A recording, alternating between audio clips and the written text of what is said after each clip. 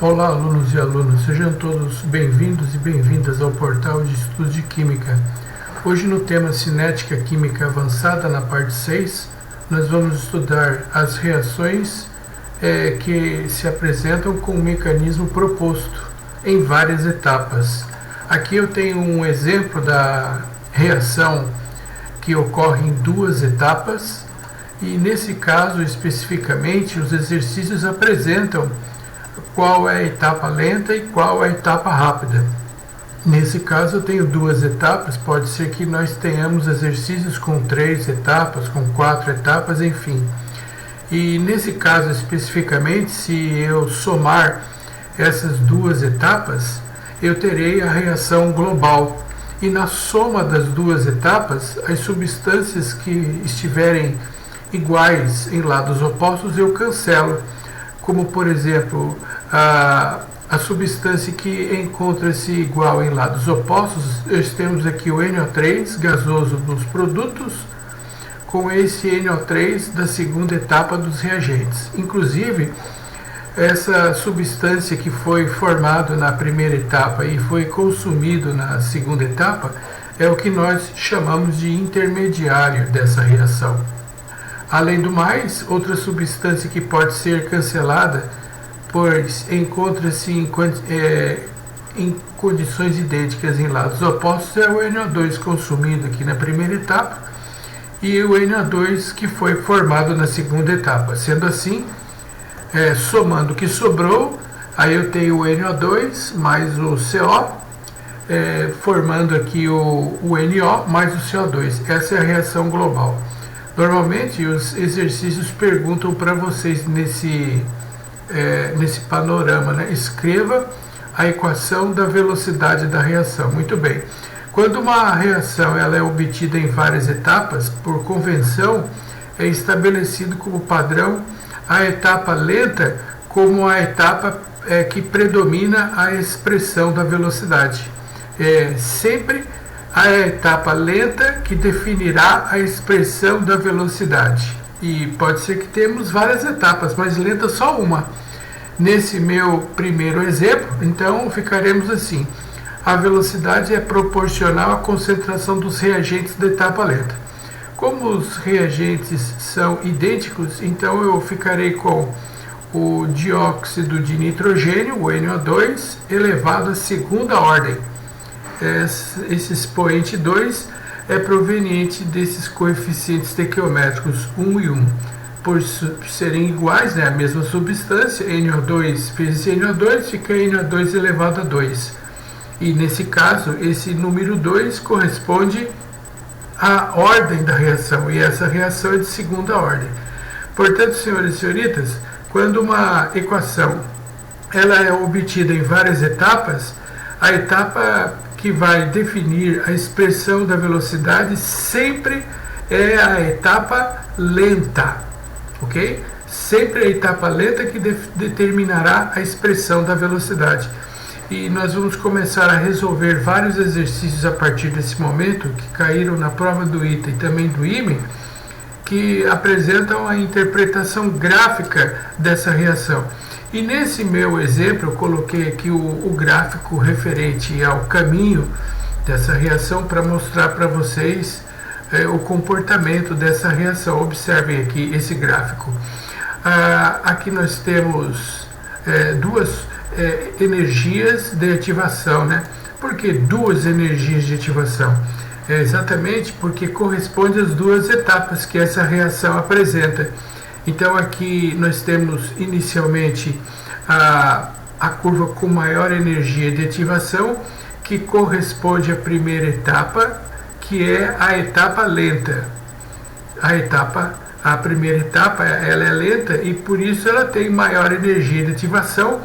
E aqui nós temos uma menor energia de ativação que corresponde à segunda etapa, que foi dito que a mesma é rápida.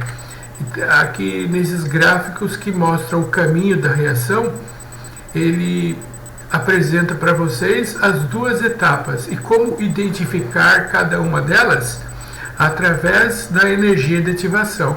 Aqui eu vou traçar aqui uma base para mostrar para vocês exatamente o que eu estou falando.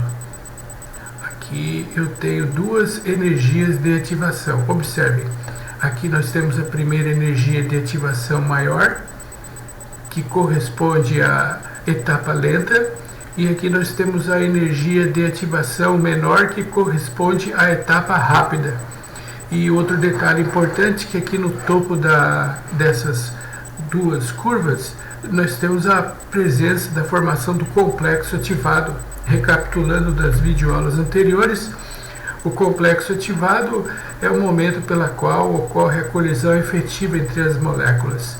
E notem, aqui nós temos em destaque esse NO3, como eu disse para vocês, que ele foi formado na primeira etapa e foi consumido na segunda etapa, e ele acaba não aparecendo na reação global, e por isso ele é chamado de intermediário da reação.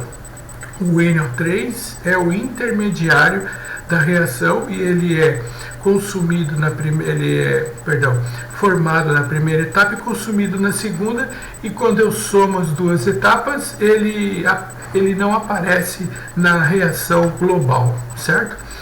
Agora nós vamos fazer, como eu disse, uma série de exercícios que caíram na prova do ITA e do IME, e são muitos exercícios. Eu selecionei alguns a fim de que a resolução torne esse assunto mais compreendido por todos vocês, certo? Muito bem, então vamos escolher aqui o primeiro exercício, esse exercício do ITA de 2010. Confira então a resolução do mesmo. Observem, considere a curva de variação do potencial das espécies genéricas A, B, C, D e E envolvidas em uma reação química genérica em função do caminho da reação apresentado na figura. Suponha que a reação tenha sido acompanhada experimentalmente, medindo-se as concentrações das espécies A, B, C em função do tempo. Então, pelo que eu acabei de apresentar para vocês, aqui nós temos duas energias de ativação, e isso implica dizer, portanto, que essa reação ela ocorre em duas etapas. Agora, dá para termos uma ideia com relação a essas duas etapas, qual é a etapa lenta e qual é a etapa rápida? Sim, dá exatamente, pelo valor da energia de ativação. Observem que nós temos aqui na primeira etapa uma energia de ativação menor. Isso faz com que essa primeira etapa seja considerada rápida, porque a energia de ativação ela é menor. Se comparado, por exemplo, com essa segunda etapa, onde a energia de ativação é maior. E por se tratar da energia de ativação maior, significa que essa etapa, a segunda etapa, ela é a etapa lenta. Muito bem, então ele pergunta aqui no item A, proponha um mecanismo da reação para o processo descrito na figura, indicando a reação global. Muito bem, então vamos lá. Então no item A, os reagentes são A e B, eles vão reagir, A mais B reagem nessa primeira etapa para formar o intermediário, e o intermediário aqui se encontra nesse patamar intermediário entre os reagentes e os produtos, que é a substância C. Essa é a reação correspondente à primeira etapa dessa reação, que eu repito, corresponde à etapa mais rápida. Ela é mais rápida devido a apresentar a menor energia de ativação. É a etapa rápida. Muito bem, continuando. A segunda etapa agora, esse intermediário indicado pela letra C, que é o reagente genérico, ele acaba reagindo para a formação dos produtos que são o D e o E. E essa é a segunda etapa. Eu posso afirmar para vocês que essa segunda etapa ela é lenta. E como nós chegamos a essa conclusão? Pela energia de ativação que é maior. Bom, agora nós vamos somar as duas etapas e, como eu disse há poucos instantes, né, na apresentação desse assunto, a substância intermediária é aquela formada na primeira etapa e consumida na segunda etapa, que de modo que ao somar as duas etapas ela desaparece, ela não vai estar presente na reação global, que será A mais B dando D mais E.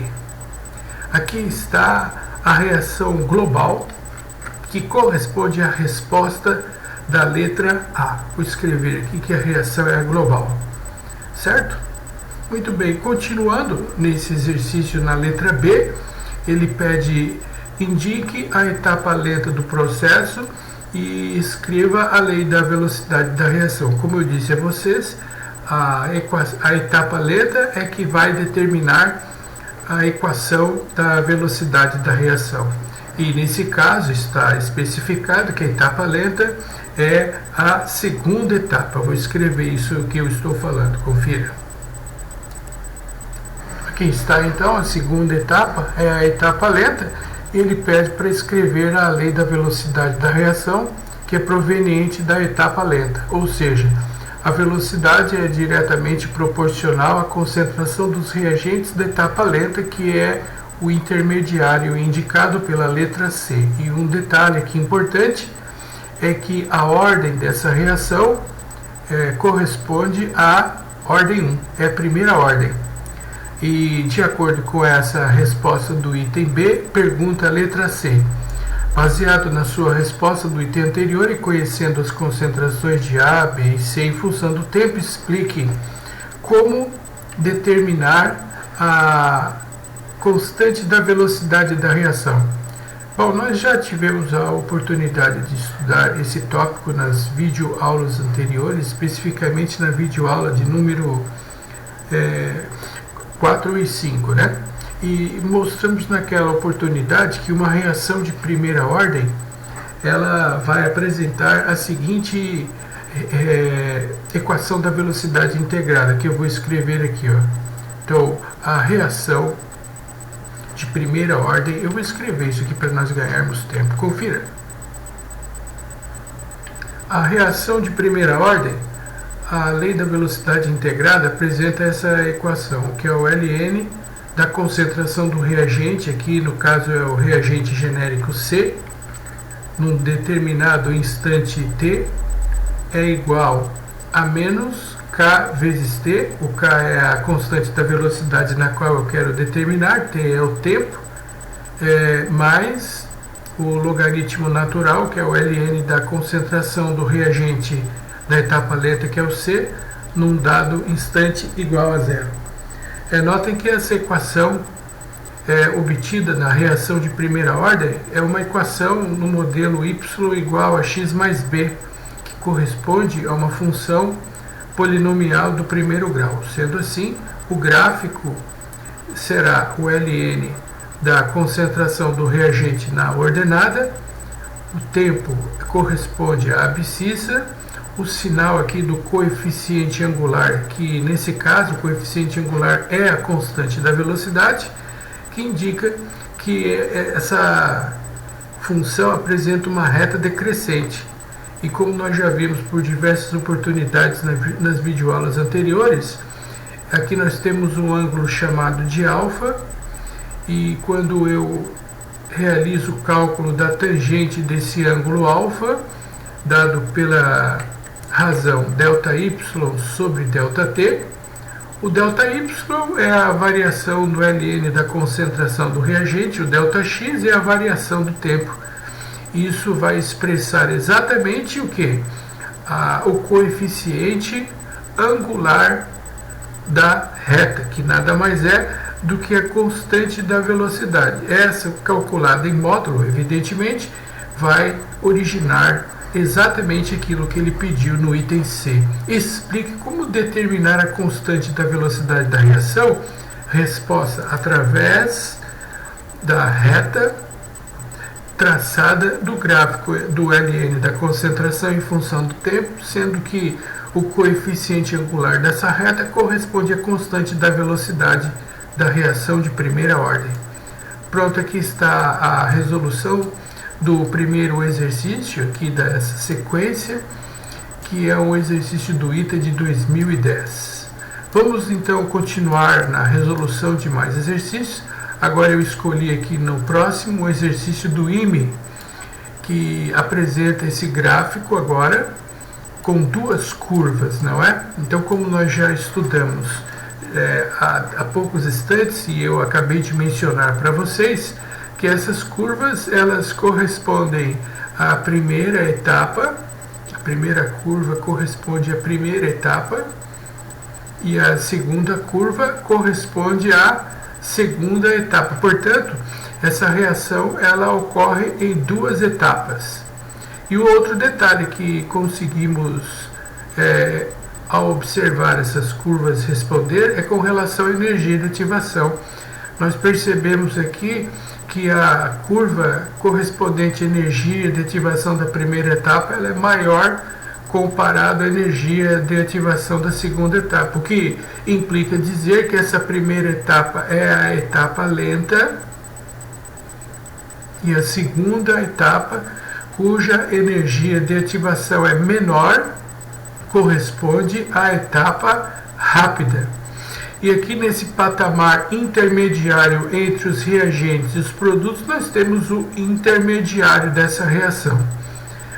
Bom, agora ele pede para você, de acordo com as informações desse gráfico, proponha no item A um mecanismo para a reação composto por reações elementares. Ok, então vamos lá. Então vamos responder aqui no item A, inicialmente, que na primeira etapa nós teremos aqui o reagente, que é esse 3ClO-, ClO é o íon hipoclorito. Então vou escrever aqui na primeira etapa, esses 3 mols do hipoclorito, 3ClO-. Esse aqui é o reagente da primeira etapa. Ele vai reagir para formar o intermediário. O intermediário corresponde a estas substâncias aqui, ó. Primeiramente, nós temos o ClO2- mais o Cl- mais o ClO-. Então eu vou escrever inclusive aqui que essa primeira etapa, que corresponde à maior energia de ativação, ela é a etapa lenta. Vou escrever aqui, etapa lenta. Muito bem, agora vamos continuar aqui, ó. Segunda etapa. Vamos pegar esse intermediário que foi obtido na primeira etapa, vamos repetir ele aqui, que agora ele vai reagir para formar esse produto aqui, ó. Então vai ficar o ClO2-, que é o cloroso, mais o Cl-, que é o cloreto, e o ClO-, que é o hipoclorito. Isso vai reagir para formar esse produto indicado por esse patamar aqui, ó, ClO3-, que é o clorito, mais 2Cl-. Ok, isso corresponde à segunda etapa, que por sua vez é a etapa rápida, porque ela apresenta a menor energia de ativação. Agora vamos obter a reação global somando as duas etapas. E na soma das duas etapas, as substâncias iguais em lados opostos, como por exemplo esse ClO- com esse ClO-, que mais? Esse cloreto com esse cloreto. E também eu posso pegar aqui mais um, por exemplo, posso pegar e cancelar o hipoclorito com esse hipoclorito aqui, ó. Sendo assim, somando o que sobrou, aí eu tenho a obtida chamada de reação global. E nessa reação global nós temos 3 mols do hipoclorito, que acaba reagindo para formar clorito mais o cloreto, ClO3 menos mais 2Cl-. Ok, aí está a resposta para o item A. No item B de bola, ele pede para você responda a expressão da velocidade da reação e justifique a sua resposta. Como já foi dito, né? Quando a reação é obtida em várias etapas, a expressão da velocidade ela é proveniente da etapa lenta. Eu vou escrever isso que eu estou mencionando para nós ganharmos um tempo aqui. Observe como que isso vai ficar. Então, como eu havia dito, né, a equação da velocidade da reação é proveniente da etapa lenta. Então, ficaremos assim, com a velocidade diretamente proporcional à concentração do reagente da etapa lenta, que aqui é o íon hipoclorito, elevado à ordem. A ordem corresponde ao coeficiente estequiométrico do reagente. Terceira ordem, reação de ordem 3, certo? Aí está a resolução desse exercício aqui do IME. Ele deu o gráfico, cabe a nós identificarmos nesse gráfico que a primeira curva corresponde à primeira etapa, a segunda curva à segunda etapa, e de modo que, como a primeira curva ela tem uma maior energia de ativação, corresponde à etapa lenta, e a menor energia de ativação corresponde à etapa mais rápida. Ok? Muito bom. Vamos resolver agora mais um exercício agora do outro exercício do IME. Esse daqui. Opa, perdão, desculpe.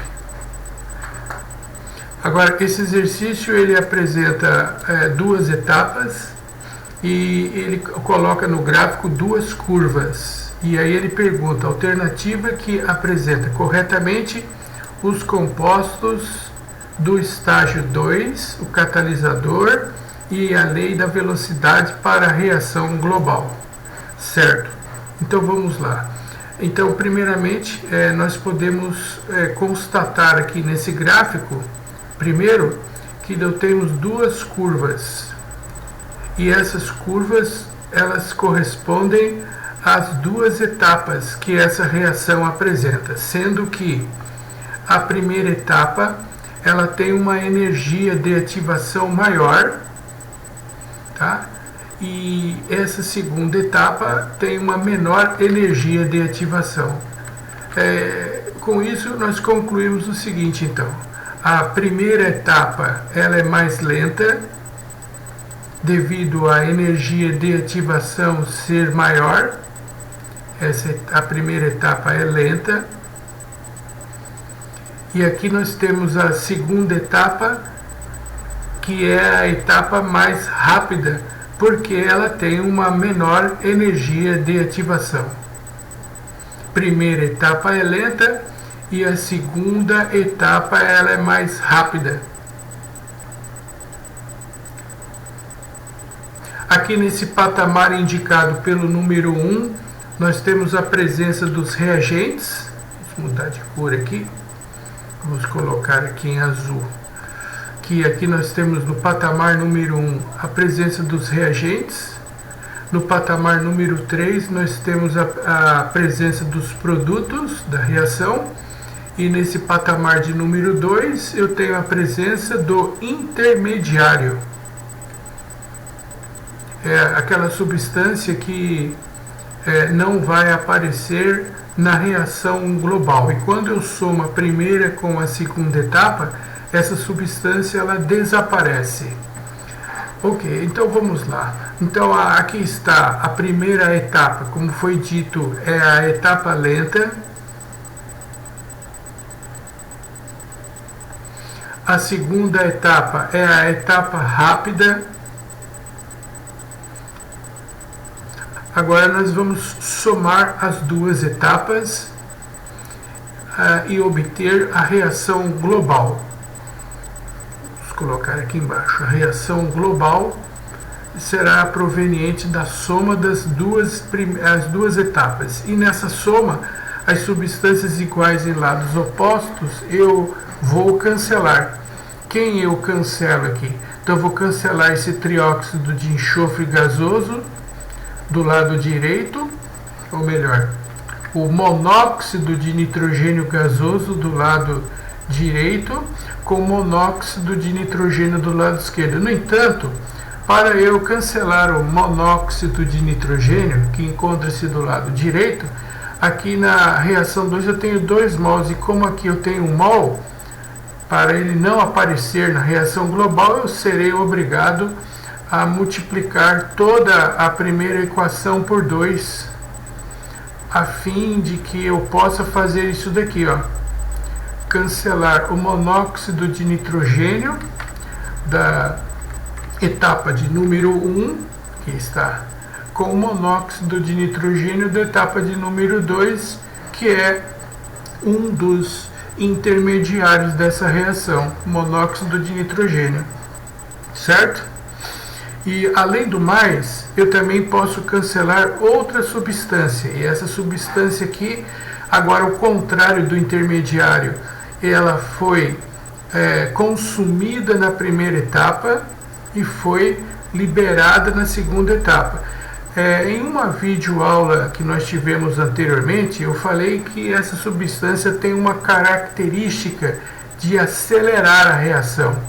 E a substância que acelera a reação, aumentando a velocidade, e ao aumentar a velocidade ela diminui a energia de ativação. Então, quando ela foi formada na segunda etapa, observe, diminuiu a energia de ativação, deixando a reação mais rápida.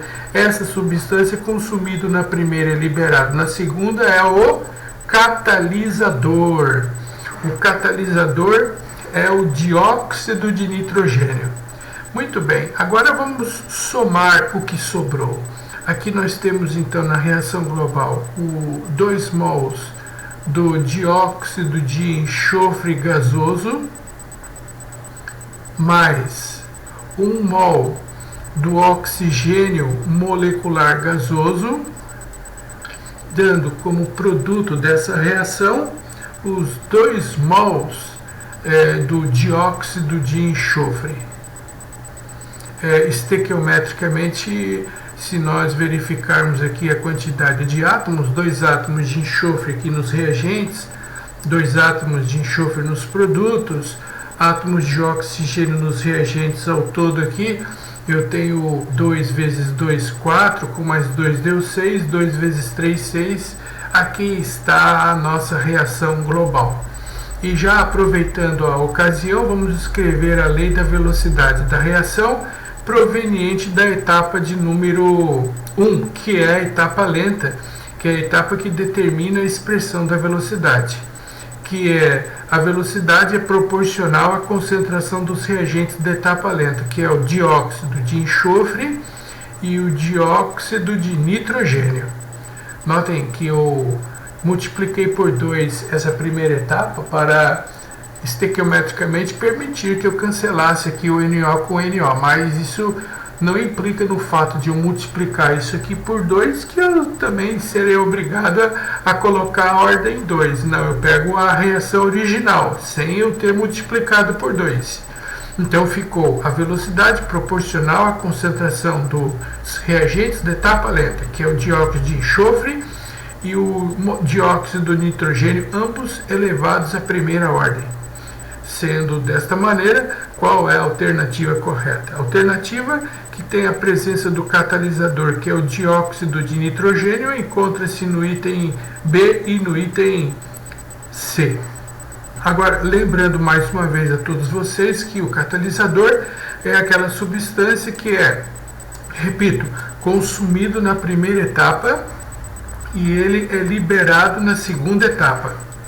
Consumido na primeira, liberado na segunda. E o intermediário, ele foi formado na primeira etapa e foi consumido na segunda etapa. E além do mais, nós temos a reação, a equação da velocidade proveniente da etapa lenta, que é proporcional ao dióxido de enxofre e o dióxido de nitrogênio elevado à ordem 1.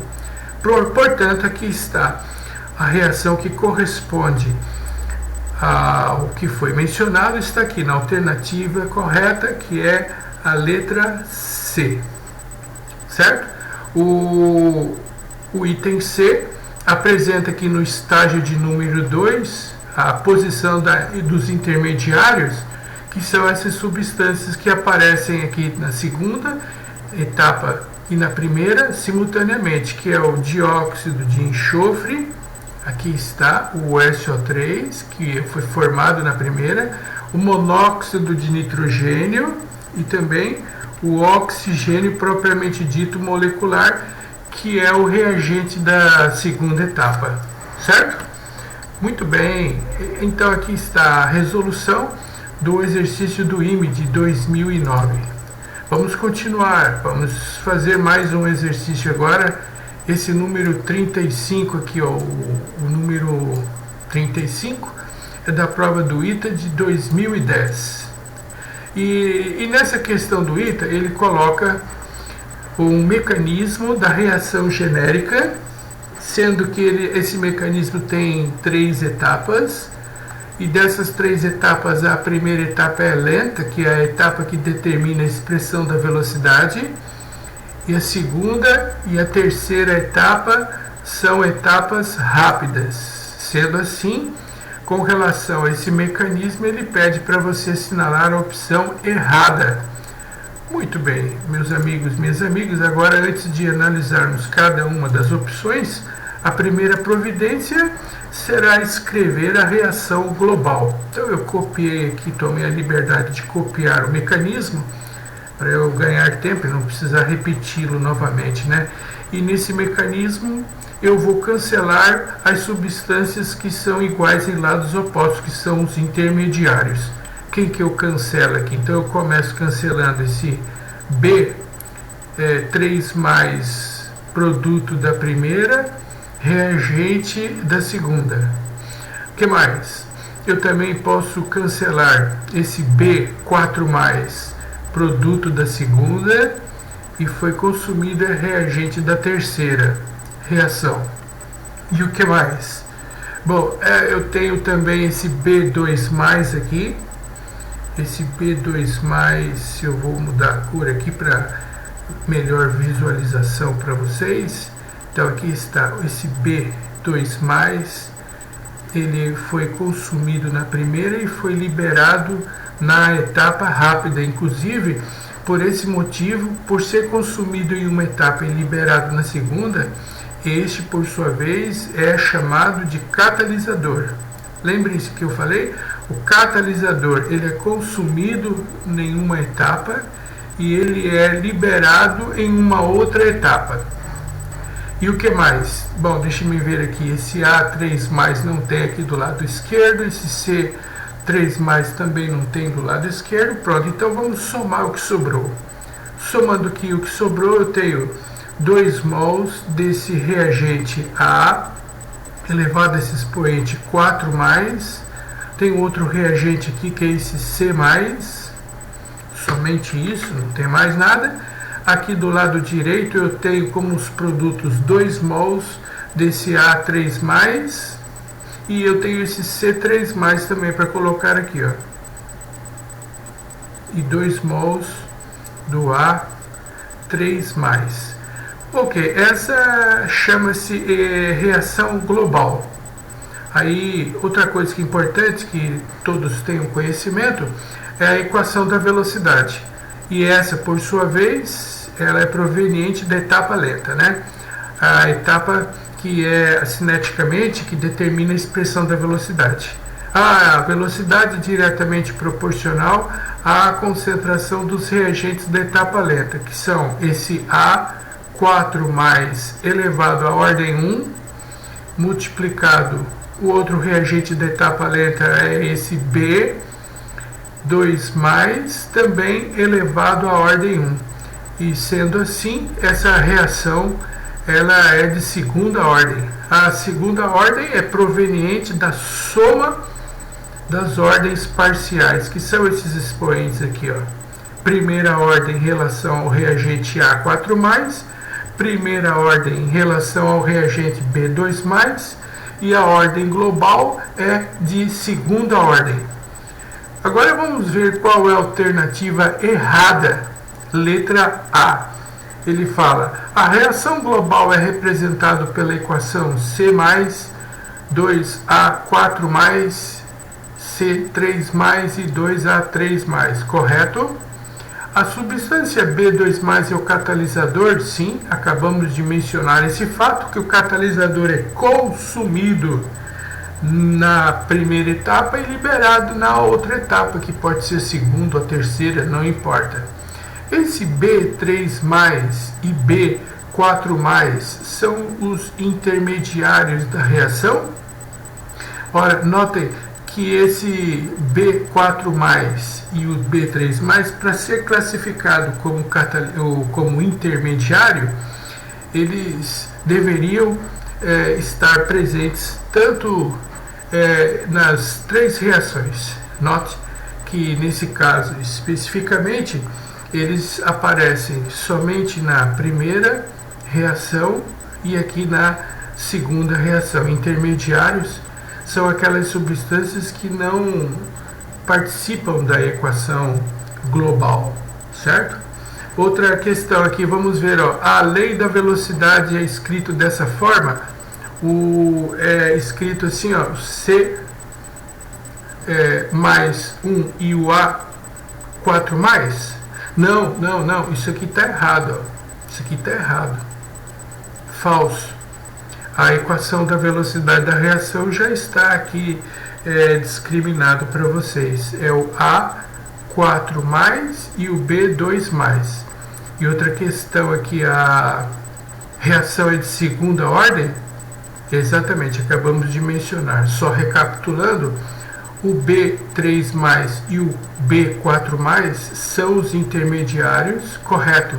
Pois eles aparecem nas reações, porém não aparece na reação global. A característica do chamado intermediário é aquela substância, repito, que não aparece na reação global e ele, por sua vez, ele acaba sendo cancelado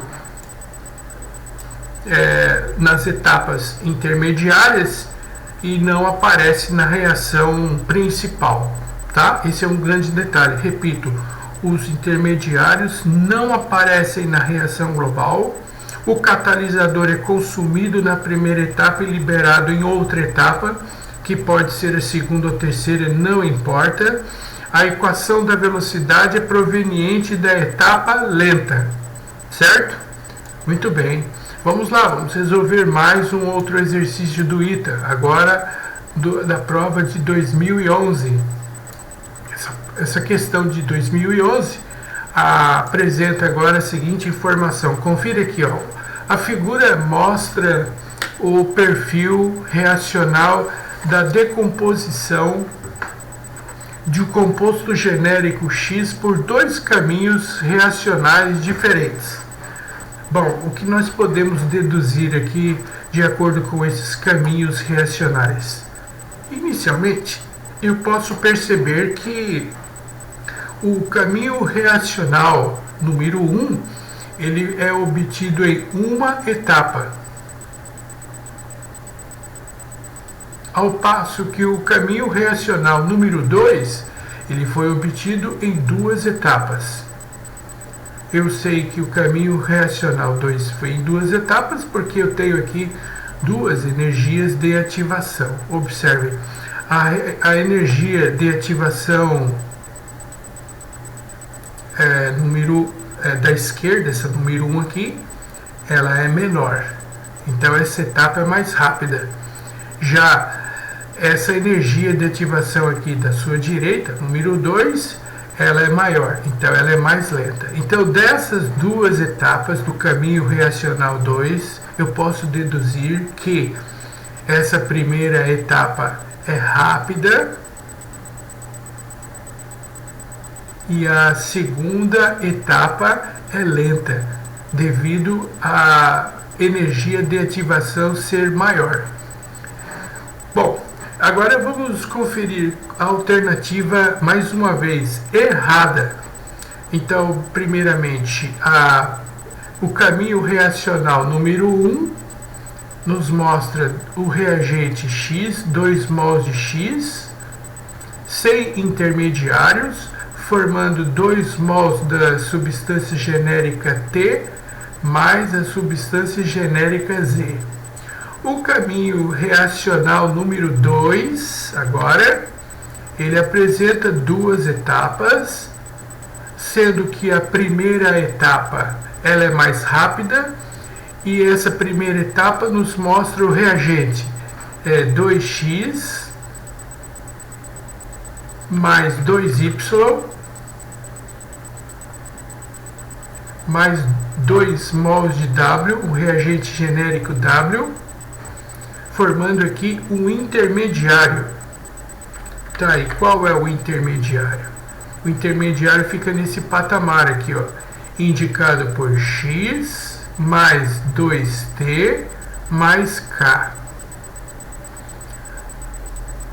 Aí a segunda etapa, que é a etapa lenta, o intermediário formado na primeira etapa, que é esse X mais 2T mais K, reagem para formar tudo isso daqui, ó, 2T mais Z mais 2Y mais 2W. Esse aqui são os produtos da reação formado nesse caso, né? Então ele diz para você, alternativa errada, letra A. O caminho reacional 2 envolve 2 etapas, certo? Sendo a primeira etapa rápida, porque a energia de ativação é menor, e a segunda etapa lenta, porque a energia de ativação é maior. Letra B de bola. A quantidade de energia liberada pelo caminho reacional 1 é igual à energia liberada do caminho reacional 2? Qual é a energia liberada? A energia liberada corresponde a esse intervalo que eu vou marcar aqui para vocês. Observem.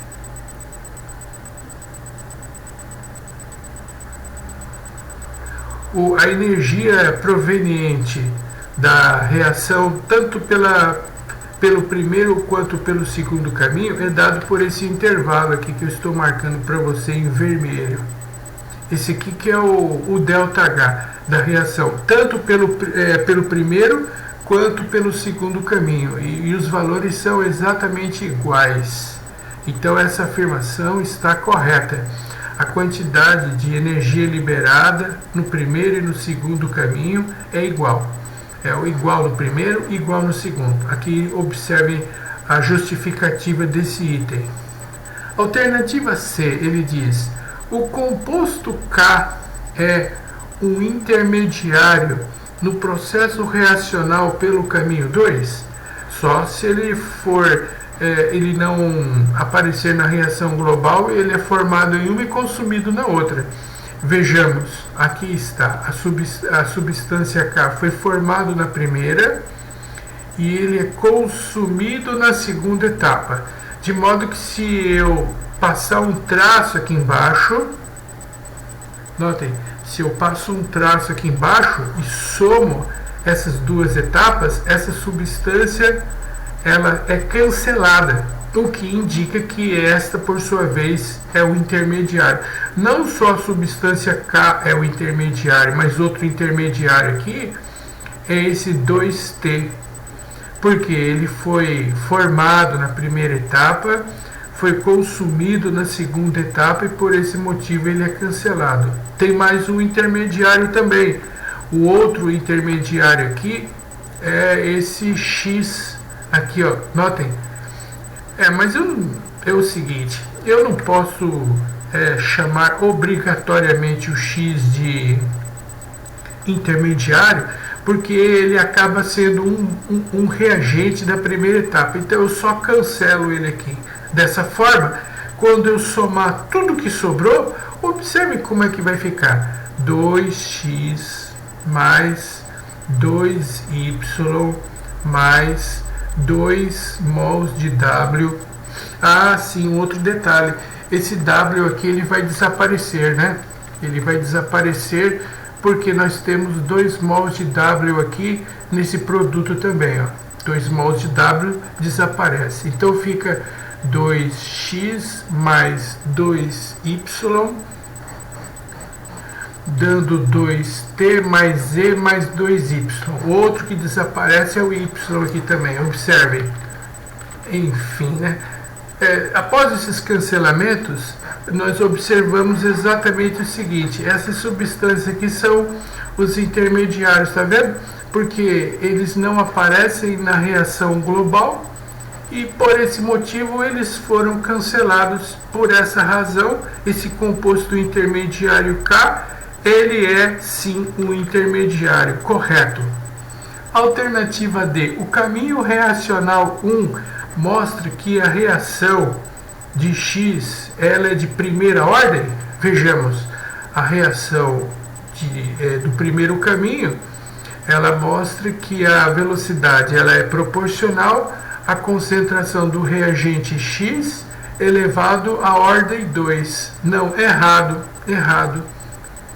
A reação do primeiro caminho ela é de segunda ordem, porque ela é dependente somente do reagente X e a ordem é igual a 2. Essa é a alternativa errada. Letra E. Eu posso afirmar que o caminho reacional 2 se refere a uma reação catalisada? Lembre-se que já falei isso hoje por 2 ocasiões. Quem é o catalisador? Resposta: catalisador é a substância que é consumido na primeira etapa e liberado aqui nesse caso na segunda etapa. A reação é catalisada pela substância genérica chamada de W. Essa é a substância chamada de catalisador. Eu volto a repetir. Ela é consumido na primeira etapa e liberado na segunda etapa. Grave isso, não se esqueça. Consumido na primeira e liberado na segunda etapa. Só então finalizando aqui o raciocínio referente à reação global. Deixa eu colocar um pouquinho mais aqui para a esquerda e eu vou somar as duas reações e obter a reação global. O que mais que dá para eu cancelar aqui? Dá para eu cancelar, por exemplo, esse 2y aqui, desse 2y. E também esse 2y, como ele aparece no produto da segunda e é consumido na primeira, ele também pode ser chamado de catalisador. Outro catalisador é esse 2y. E esse, por sua vez, é cancelado, né? E o que mais? Bom, finalizou, né? Cancelou tudo que tinha que ser cancelado. Esse X aqui também eu posso cortar ele. Produto da primeira, consumido na primeira... produto da primeira e consumido na segunda, e a reação global ficou 2x, dando aqui no produto 2t mais z. O que é intermediário? Substância que é formado na primeira etapa, consumido na segunda etapa, que não aparece na reação global. O que é o catalisador? É a substância que é consumido na primeira e liberado na segunda e que aumenta a velocidade da reação. Certo? Muito bem. Aí está a resolução do exercício da prova do ITA de 2011. Vamos fazer mais uma. Vamos lá, mais uma. Agora, outra questão do ITA de 2011, só que agora da prova discursiva. Essa daqui, ó, que fala para você o seguinte. Vejamos. Ele diz assim: a reação química hipotética, representada genericamente pela reação 2AB2C, dando 2AB2 mais C2, essa aqui é a reação global. Ele forneceu a reação global. Vou escrever aqui, ó. E ele diz: acompanhada experimentalmente, medindo-se as concentrações dessas espécies em função do tempo, a partir dessas informações experimentais, foram determinadas a constante da velocidade e a lei da velocidade. Com base nessa lei da velocidade, apresentou o mecanismo aceito a seguir. A primeira etapa é a etapa lenta, A segunda etapa é a etapa rápida. Pergunta: explique como foi possível determinar a constante da velocidade da reação. Muito bem, a constante da velocidade é proveniente da equação da velocidade integrada. Agora cabe eu saber se essa reação é de ordem zero, se ela é de primeira ordem ou se ela é de segunda ordem. Como eu sei a ordem da reação? Resposta: a equação da velocidade é proveniente da etapa lenta.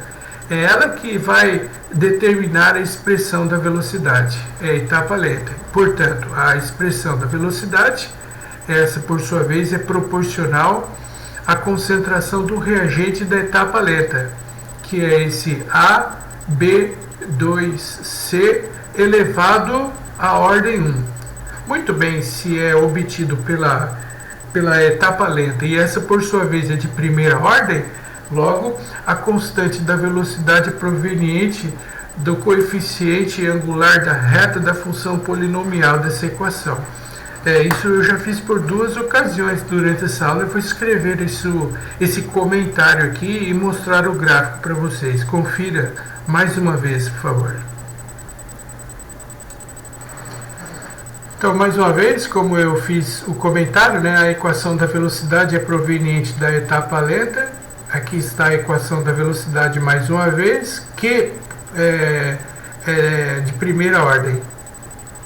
E o fato da reação ser de primeira ordem é isso que determinará a forma pela qual eu vou calcular a constante da velocidade. A reação de primeira ordem, a expressão da velocidade integrada fica ln da concentração do reagente num dado instante t é igual a menos constante da velocidade que eu desejo fazer o cálculo multiplicado pelo tempo mais o ln da concentração do reagente no início, onde o tempo é igual a zero. Mais uma vez, aqui nós temos uma equação cujo modelo é similar à equação que corresponde a uma função polinomial do primeiro grau. Essa equação aqui do modelo y igual a x mais b. E como é que eu faço o cálculo da constante da velocidade? Essa é a pergunta. A resposta é a seguinte: a constante da velocidade é calculada por essa expressão através do coeficiente angular da reta. A reta é o resultado matemático da relação estabelecida entre o ln da concentração do reagente em função do tempo e o comportamento dessa relação matemática entre o ln de r e o tempo é dado por essa reta. E essa reta forma com o eixo x do tempo um ângulo chamado de alfa. E quando eu calcular a tangente desse ângulo alfa através da variação do ΔY sobre o ΔX, o ΔY é a variação do ln da concentração e o ΔX é a variação do tempo. Esse ΔY sobre ΔX, que é o cateto oposto sobre o cateto adjacente, ele vai originar exatamente o coeficiente angular da função polinomial, ou seja, o cálculo da constante da velocidade. Esse, por sua vez, em módulo, né, ele será calculado através do coeficiente angular da reta da função polinomial do primeiro grau, dado por essa expressão ln da concentração dos reagentes no instante t é igual a menos k vezes t mais ln da concentração dos reagentes no t igual a zero. E esse, por sua vez, esse coeficiente angular ele é negativo, o que indica que essa reta ela é decrescente. Isso nós já estudamos através das videoaulas anteriores, né? Só recapitulando, mas como vocês podem observar, o ITA particularmente, e o IME também gosta muito desse tipo de questão, né, como vocês podem ver. Mais um outro exercício do ITA, agora da prova de 2008. Confira, ele diz o seguinte: a reação de combustão do dióxido de enxofre dando trióxido de enxofre, ela é lenta e pode ser representado pela figura abaixo. Aqui está o gráfico. Esse gráfico mostra que essa reação ela é elementar, ou seja, ela é obtida em uma única etapa. Aí ele diz para você: esta mesma reação pode ser catalisada pelo dióxido de nitrogênio em duas etapas, sendo que a primeira etapa é bem mais lenta do que a segunda. Nessa mesma figura ele pede para você escrever, né, fazer o esboço do perfil da curva da reação não catalisada e da reação catalisada. Essa é a reação não catalisada, elementar. Vou escrever aqui, ó, reação não catalisada. Essa, por sua vez, ela é obtida em uma única etapa. E isso é o que significa reação elementar e não catalisada. Vou escrever aqui, ó, reação não catalisada e elementar. Ou seja, mais uma vez, obtida em uma única etapa. Aí ele afirma o seguinte, que colocando essa reação na presença do dióxido de nitrogênio, essa reação ela passa a ter duas etapas, sendo que a primeira etapa é mais lenta e a segunda etapa é mais rápida. Não ficou bom, deixa eu melhorar isso daqui, ó, confira. Assim fica melhor, né? Aqui eu coloquei duas curvas, né? Duas curvas porque ele mencionou que trata-se de duas etapas, sendo que essa primeira curva aqui, ó, eu coloquei ela com uma energia de ativação maior, porque ele falou que essa primeira etapa ela é bem mais lenta. E a característica de uma etapa lenta é que ela possui uma maior energia de ativação. E essa é a energia de ativação da primeira etapa. E essa primeira etapa ela é mais lenta e a segunda etapa é mais rápida. Aqui está a energia de ativação da segunda etapa. E essa é menor, como vocês podem comparar aqui, né? Essa é a segunda etapa mais rápida. Exatamente, foi isso que ele pediu, né? Aqui nesse patamar nós temos os reagentes, que são no caso aqui o dióxido de enxofre, o SO2 e o oxigênio molecular. Aqui do lado direito, nesse outro patamar, nós temos a energia correspondente à formação do produto, que é o trióxido de enxofre. E aqui nesse outro patamar nós temos a presença do intermediário formado entre o reagente e o produto na presença do catalisador, que é o dióxido de nitrogênio. Mas como nós não temos as duas etapas nem a reação global, não sabemos mensurar como que como essa reação. Então eu só posso deixar assim, já que a finalidade desse exercício principal é que o aluno representasse a curva com o catalisador e sem catalisador para o examinador. Aí está a resolução, portanto, dessa questão do ITA de 2008, certo? Duas etapas, sendo a primeira mais lenta, já que tem a energia de ativação maior, e a segunda mais rápida, que tem a menor energia de ativação. Ela é mais rápida devido principalmente a presença do NO2, que é o catalisador, que tem por finalidade diminuir a energia de ativação. Mais uma? Sim, vamos lá. Vamos agora fazer essa questão do IME de 2013. Notem como os exercícios são muito parecidos, né? Seja na prova do ITA ou da prova do IME, né? Eles se parecem muito. Agora, nessa questão de 2013 do IME, ele vai falar para você o seguinte: considere a reação catalisada descrita pelo mecanismo a seguir, sendo que a primeira etapa ele tem o reagente genérico A mais BC dando a C mais B. Então aqui na primeira, nesse patamar número 1, nós temos os reagentes A mais BC.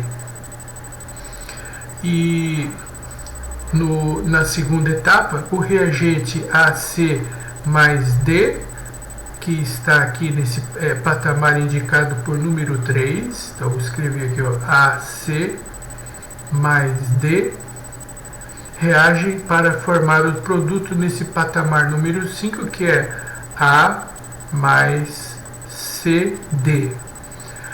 Agora, ele colocou aqui o mecanismo, primeira e segunda etapa, mas como que eu vou saber qual é a etapa mais lenta e qual que é a etapa mais rápida? Dá para responder essa questão? Sim, dá. Verificando a energia de ativação de cada uma das etapas. E através das energias de ativação das duas etapas, dá para eu responder qual é a mais rápida e qual é a mais lenta. Essa é a energia de ativação da primeira etapa. E essa outra aqui é a energia de ativação da segunda etapa. Então agora ficou fácil responder, porque eu percebo que a energia de ativação dessa primeira etapa é muito maior do que da segunda etapa. Consequentemente, eu posso afirmar para você que essa primeira etapa ela é mais lenta e a segunda etapa ela é mais rápida. Eu vou até escrever esse fato. Pelo motivo que a energia de ativação é maior, essa corresponde à etapa lenta, primeira etapa lenta, e essa segunda etapa que tem a energia de ativação menor é a etapa mais rápida. O que mais podemos inferir com relação a esse processo? Bom, agora vamos fazer aqui o seguinte. Outra coisa importante. Vamos somar essas duas etapas e obtermos a reação global. Nessa soma das duas etapas, eu cancelo as substâncias que são iguais em lados opostos, ou seja, aqui essa substância genérica BC, esse produto AC. E além do mais, nós temos aqui também o que? Outra característica importante, ó. O A foi consumido na primeira etapa e foi liberado na segunda etapa. Portanto, eu posso afirmar para vocês duas coisas muito importantes. Primeiramente, o AC, que foi formado na primeira, consumido na segunda, essa substância é o chamado intermediário da reação. Ele é sempre ele é formado na primeira e consumido na segunda etapa. E outra coisa importante, ele não aparece na reação global. Outra coisa importante, quem é a substância consumida na primeira etapa e liberado na segunda etapa? Você se recorda? Falamos isso já umas 2 ou 3 vezes nessa aula. Chama-se catalisador. É a substância que é consumido na primeira etapa e é liberado na segunda etapa. E essa substância chama-se de catalisador. Agora, somando essas duas etapas e cancelando inclusive aqui o chamado de catalisador, então nós teremos na reação global aqui o B mais BC mais D, são os reagentes genéricos. E aqui os produtos formados são as substâncias chamadas de B mais CD.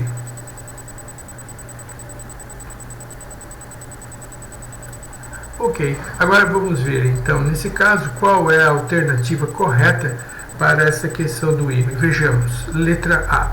Os intermediários de reação são representados por 2 e por 3 e equivalem respectivamente aos compostos BC e AC. Não está errado. Os intermediários da reação, eles aparecem somente no patamar indicado pelo número 3, e nesse caso especificamente, o termo, ele fala AC e BC, né? Nesse caso é só o AC, esse BC aqui não se trata do caso, então essa afirmação é falsa. Vamos continuar aqui na letra B. Os reagentes representados por 1 são os compostos A e D.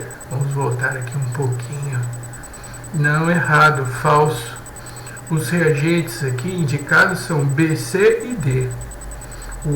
A substância A é considerada como o catalisador. Então, para que o item B ficasse correto, teria que ser os reagentes representados na primeira etapa, seriam então B, C e D. Continuando, alternativa C. O complexo ativado representado no ponto de número 4 tem estrutura de A, C, D. Bom, aqui nós temos no patamar 3, dando para o patamar 5, a reação da segunda etapa. E a reação da segunda etapa nos mostra que AC mais D no patamar 3, forma o produto que é o A mais CD. Nesse ponto de número 4, nós temos a formação do intermediário. O intermediário, por sua vez, é a relação entre essas três substâncias: o catalisador, o reagente genérico C, que mais? E o reagente genérico D.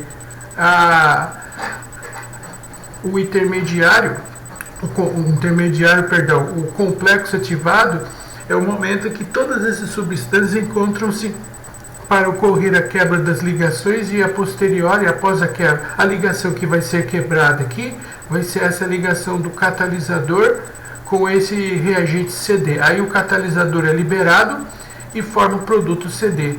Então esse item da letra C está correto, verdadeiro. Por que a letra D é falsa?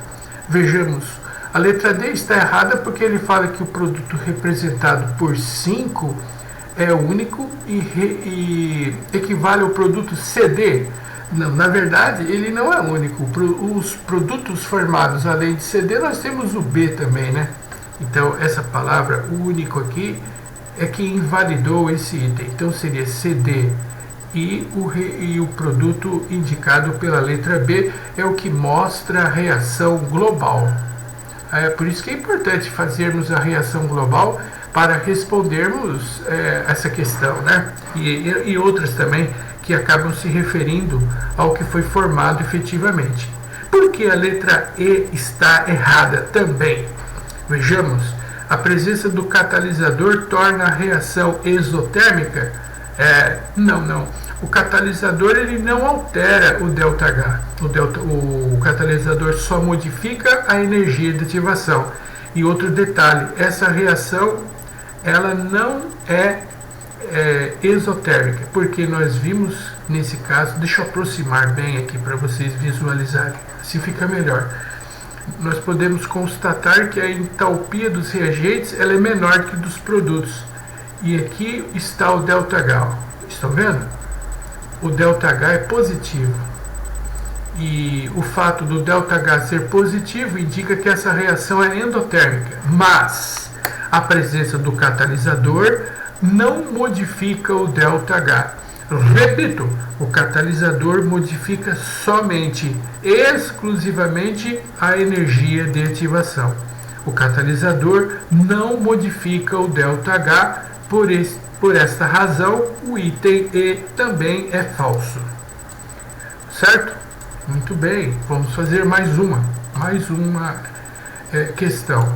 Essa questão é do ITA de 2005-2006 e se refere a uma reação hipotética do reagente genérico A dando D de dado. Ocorre por um mecanismo que envolve as três reações unimoleculares abaixo, 1, 2 e 3. Nestas reações, o ΔH1 representa as variações de entalpia e o EA, a energia de ativação correspondente. Ele diz que a primeira etapa é rápida, a segunda etapa é lenta, consequentemente, essa segunda etapa é a que apresenta maior energia de ativação. A terceira etapa é rápida, e todas as etapas com as respectivas energias de ativação e os valores da variação de entalpia. Aí ele fala para você, trace a curva referente à energia potencial em função do caminho da reação, admitindo a reação global de A até D seja exotérmica. E aqui estão as informações utilizadas para construirmos o gráfico. O ΔH da reação número 2 da segunda etapa é maior do que da primeira etapa e ambas são maiores do que zero. Opa, então quer dizer que as reações 1 e 2 são endotérmicas. E outro detalhe, a energia de ativação da primeira etapa é menor do que da terceira etapa. Ora, então agora vamos traduzir essas informações através de um gráfico que mostra a primeira etapa rápida, com um ΔH positivo, a segunda etapa é lenta e outro detalhe, a terceira etapa é rápida e aqui está a informação, a energia de ativação da primeira etapa é menor que o da segunda. Vamos construir o gráfico e vamos analisar essas informações. Confira como eu fiz, observe. Olha como que ficou.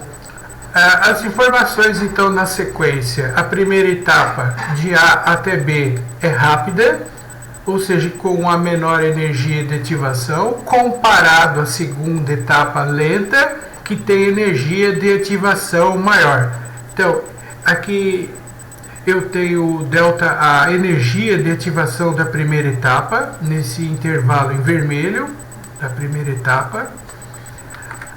Vou colocar aqui em verde a energia, em azul, desculpe, a energia de ativação da etapa de número 2, que é maior, por se tratar da reação mais lenta, né? Ela tem maior energia de ativação. Essa etapa 2 tem maior energia de ativação. E a etapa 3, ela é mais rápida, então ela tem uma energia de ativação. Alguém poderia levantar a seguinte questão: tá bom, a etapa de número 3 ela é mais rápida, mas então ela tem uma energia de ativação menor que a 2, mas ela é maior ou menor que a 1? Aqui está, ó, a energia de ativação da etapa 1 é menor do que a 2. Então a energia de ativação da etapa 3 ela é maior do que a energia de ativação da primeira etapa, se essa era a dúvida na hora de construirmos aqui o gráfico com relação às energias de ativação, e essa em verde corresponde à da terceira etapa. Com relação ao ΔH, muito bem, com relação ao ΔH das etapas que estão sendo mencionadas, ele diz aqui, ó, o ΔH da etapa de número 2 é maior do que de número 1.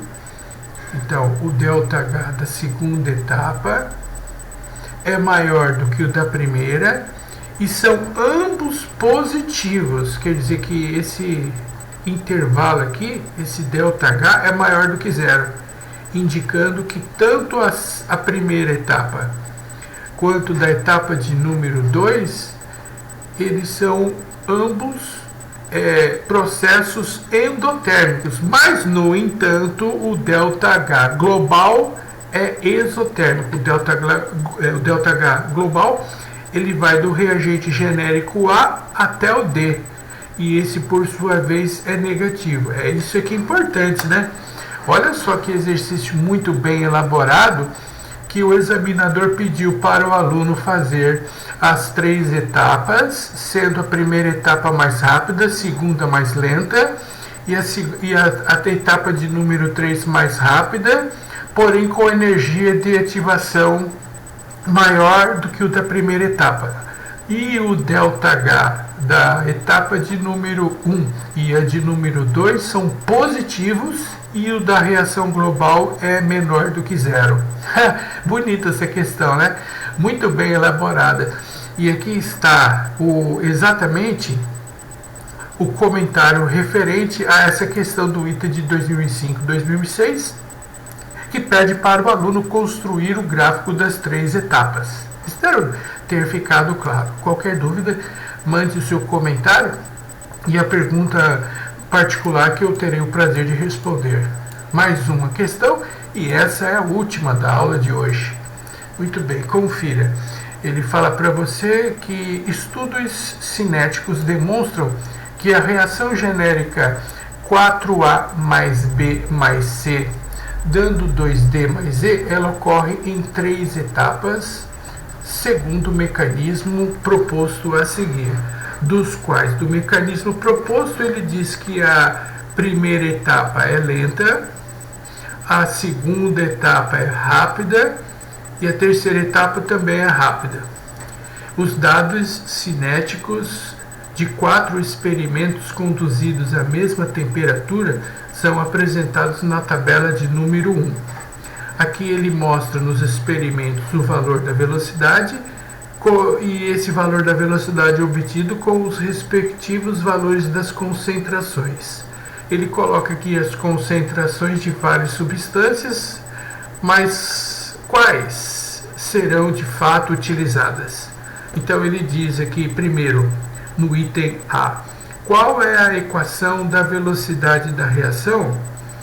Quando a reação é obtida em várias etapas, é a etapa lenta que determinará a expressão da velocidade. Então a velocidade é diretamente proporcional à concentração dos reagentes da etapa lenta. Essa é a etapa lenta e os reagentes da etapa lenta são o reagente genérico A vezes o reagente genérico B, todos os dois elevados à ordem parcial 1, primeira ordem A, primeira ordem B, e o reagente genérico C, também de primeira ordem. E ele pergunta qual é a ordem global. A ordem global é só eu somar os respectivos expoentes das concentrações, ou seja, as ordens parciais. Primeira ordem em relação ao reagente A, primeira ordem em relação ao reagente genérico B, primeira ordem em relação ao reagente genérico C e ordem global, resposta, terceira ordem. E aí ele pede para você calcular no item C o valor da constante da velocidade. Bom, agora que eu tenho disponível a equação da velocidade no item A, eu faço uso da mesma em qualquer um dos experimentos, primeiro, segundo, já que, como o próprio nome diz, né, constante da velocidade, então o valor é constante, qualquer experimento que eu utilizar, eu tenho o mesmo valor. Então, digamos que eu faça a obtenção da constante da velocidade pelo primeiro experimento. Então, vou substituir os dados. No primeiro experimento, a velocidade da reação vale 90, cuja unidade é mol por litros, mol por litro vezes segundos. Vou escrever aqui, ó. Mol por litro vezes segundos. Essa é a unidade da velocidade dessa reação. Isso, por sua vez, vai ser igual à constante da velocidade e aí os valores correspondentes às concentrações. A concentração do A vale 9 mol por litro, a concentração de B vale 3, também mol por litro, e a concentração molar da substância genérica C também vale 3 mols por litro. Mol por litro elevado à terceira potência.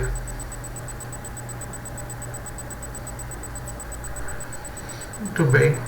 E aqui esse mol por litro elevado à terceira potência, eu posso fazer o cancelamento com esse mol por litro aqui do primeiro membro, né? E aqui ainda sobra mol por litro elevado à segunda potência. Isso acaba originando, por sua vez, a unidade da constante da velocidade. E a constante da velocidade, por sua vez, vai ser calculada da seguinte forma: 90 dividido por 9